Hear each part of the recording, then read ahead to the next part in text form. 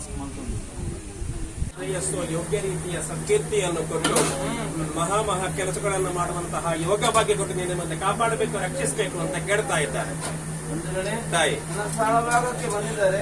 ಮೇಲ್ಕಾಲపు ಶಿಶುವಿನ ಭವಿಷ್ಯದಲ್ಲಿ ಉಜ್ವಲ ಭವಿಷ್ಯದ ದಾರಿಯನ್ನು ತೋರಿಸಿಕೊಡ್ತೇನೆ.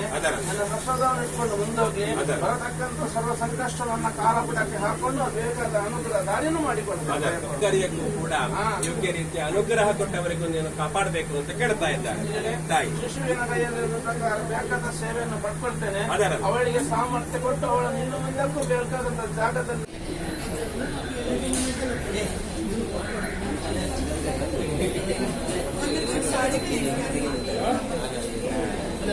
Thank you.